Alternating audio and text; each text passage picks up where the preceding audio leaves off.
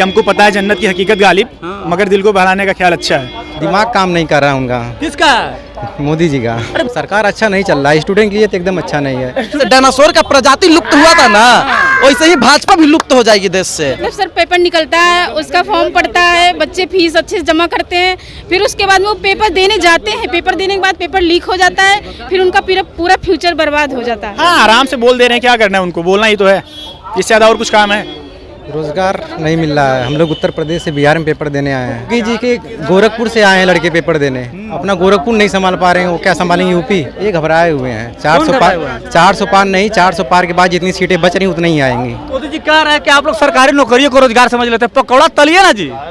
पकौड़ा सा अगर एक बात बताइए, सब पकौड़ा तलेगा तो खाएगा कौन? कमल ही वो जहर है। देश में लालटेन का लहर है। अब की सावन भादो में कमल रह जाए कादों में। सीट उनका 150 से भी कम आएगा। 150 से भी कम। क्या बोल रहे हैं जी, मोदी जी 150 में आएंगे? 2024 का चुनाव चल रहा है और ऐसे में हम लोगों से जानेंगे कि इस बार 2024 का प्रधानमंत्री कौन होगा।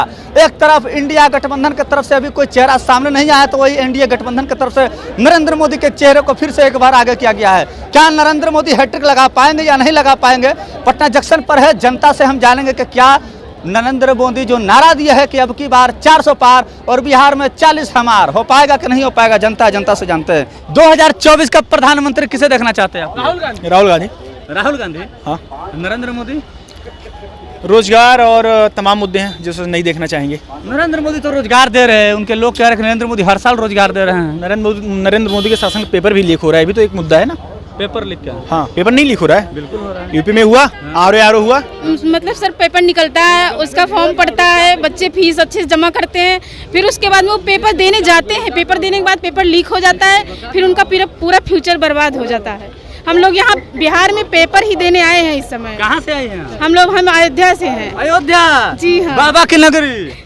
बाबा की नगरी, हाँ ये बात तो सही है जी। बाबा की नगरी फेल है? जी हाँ, बाबा की नगरी तो फेल ही है। तो बाबा बुलडोजर का राज है जी। अरे बुलडोजर का राज है, वहाँ से वहाँ के स्थानीय लोगों से जाकर पूछिए कि वहाँ पर किसका राज है और वहाँ के लोग कितने अच्छे, मतलब कितने वहाँ के लोग तो बहुत खुश है। योगी जी कहते हैं कि यहाँ के लोग बहुत खुश है। स्थानीय लोगों को भगा दिया जा रहा है, बाहर वाले लोगों को लाकर वहाँ पर वो जमीन वहाँ पर खरीद ले रहे हैं। राहुल गांधी प्रधानमंत्री? हाँ या बिल्कुल। लेकिन इंडिया गठबंधन ने तो अभी तय ही नहीं किया कि प्रधानमंत्री। माननीय पूर्व मुख्यमंत्री छत्तीसगढ़ भूपेश बघेल जी ने कहा कि आप रायबरेली से एक सांसद नहीं बल्कि एक प्रधानमंत्री को जिता रहे हैं। इसको आप एक संकेत के रूप में देख सकते हैं। मतलब एक संकेत दे दिया? हाँ, संकेत दे दिया। तो क्या लग रहा है कि नरेंद्र मोदी हैट्रिक लगा नहीं पाएंगे? नहीं लगा पाएंगे। वो तो इस बार नारा दे दिया 400 पार। आप क्यों नहीं दे रहे हैं? इसके पहले दे रहे थे, अब तो नहीं दे रहे। 400 पार कोई भी नारा नहीं दे रहा है। उनका एक भी विधायक, एक भी सांसद कोई नहीं 400 पार का नारा दे रहा है। कह रहा सबको मोदी जी रोजगार दिए है, विकास किए है, देश में डेवलपमेंट किए है, देश में पूरा दुनिया में देश का डंका बज रहा है। एक कहावत है ना कि हमको पता है जन्नत की हकीकत गालिब, मगर दिल को बहलाने का ख्याल अच्छा है, तो वही कहानी बीजेपी का भी है। हाँ, मतलब दिल बहलाने के लिए कुछ ही बोल रहे हैं। हाँ, आराम से बोल दे रहे हैं, क्या करना है उनको, बोलना ही तो है, इससे ज्यादा और कुछ काम है? क्या लग रहा है आपको इस बार केंद्र में किसकी सरकार? राहुल गांधी की। राहुल गांधी? अरे मोदी जी से क्या दिक्कत है जी?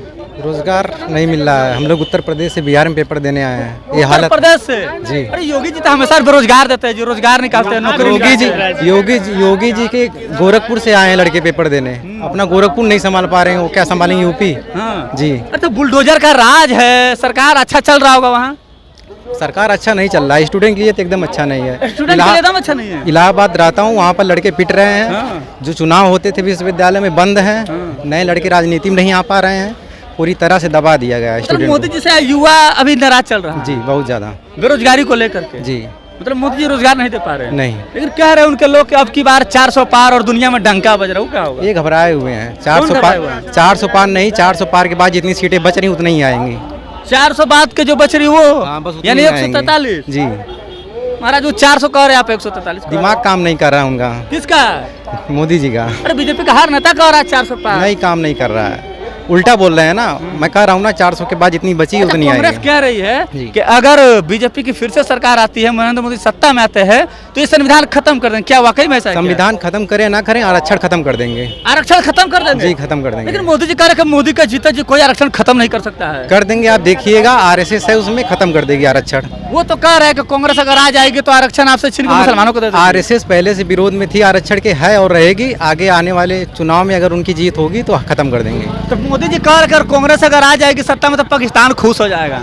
पाकिस्तान को लेकर, चीन के बारे में एक बार भी नहीं बोलते। पाकिस्तान को लेकर ही खुश रहें, उनसे कोई मतलब नहीं है। पाकिस्तान खुश हो जाएगा आप चाहते हैं? पाकिस्तान को क्या लेना देना, चीन आ गया अंदर, 20 जवान मर गए, उनके बारे में कोई आवाज़ ही नहीं निकलती है।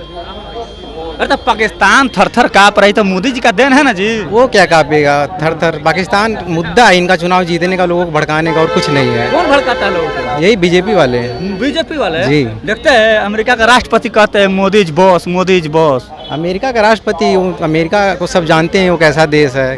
कभी सपोर्ट नहीं करेगा भारत को, केवल अपना राजनीति करता है वो। दूसरे तो आप चाहते हैं कि इस बार प्रधानमंत्री राहुल गांधी बने।